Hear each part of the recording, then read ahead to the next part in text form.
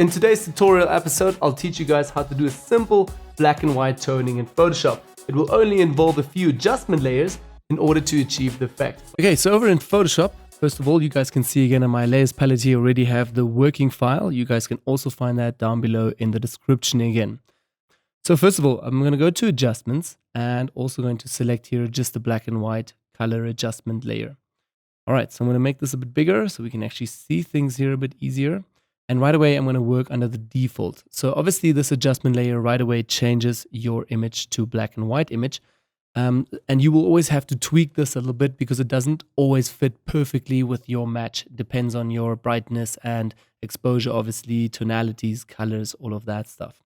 So for my image now today, under the default, I'll start working here just with a bit of red tones in order to brighten them a little bit. I'm going to go up to like 85%.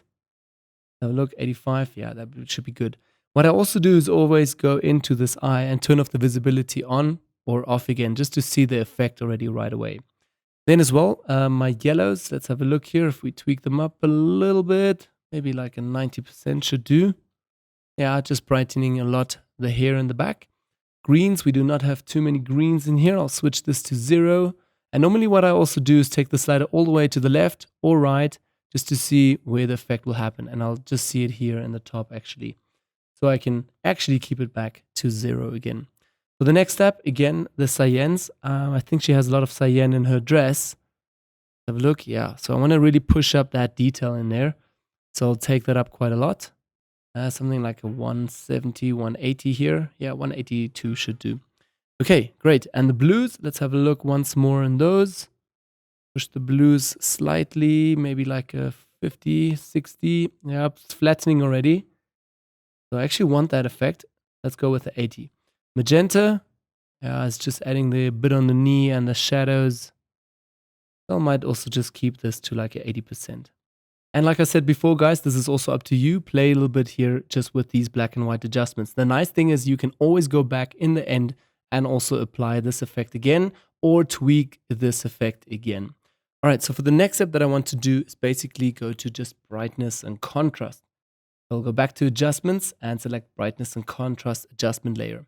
I want to push the brightness slightly a bit more just to get a bit more pop. Something like a 5 to 6, 8. Yes, I'll actually stay with 6. And now the contrast. I want to really push the contrast quite a lot. Have a look if we move the slider all the way to the right. Yeah, getting some good contrast there already. So I will go with something like 40, 42%. Before and after. Okay, great. For the next step, again, also something with exposure, maybe pushing the brightness slightly more. Again, let's select exposure over here, adjustment layer. And first of all, I'll tweak just slightly the exposure. Also, I'll stick with default and push this up a bit now. Well, too hard already, like a +10 maximum, just to give it another really nice pop there. Then also offset, I'm going to play with that in a minute. First, I'm going to go over to the gamma correction. For that, I want to push it down a bit, even flatten my image a little bit, like a -1.14, or it just says 1.14 here. Have a look before and after. Great, I love the pop on it. And now I'm going to work quite a lot here with the offset.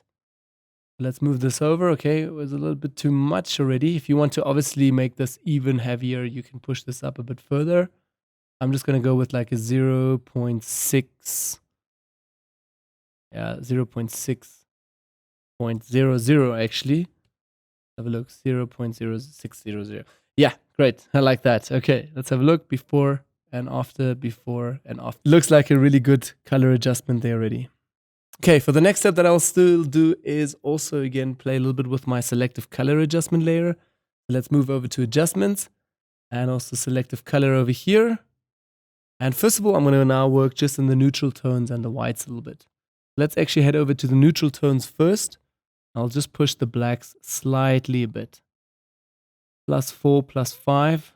That's about good. Let's have a look before and after, just flattening that a little bit more. But I will also go over to the blacks just in order to blacken that a bit more, to flatten those blacks. Something like -7, -8. Have a look before and after, before and after. Okay, that looks all great. last step that I'll still do is go back to adjustments, back to selective color once again, and just take the whites and take the pop slightly down from the whites.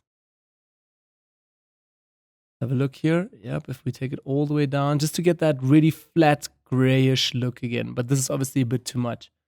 So maybe something like 30, 32%. Yeah, 30%, I like that. Great, so that's basically it, guys. All right, let's select all these layers again with Shift on the keyboard. I'm going to press Command G, put it together in a group, and rename this.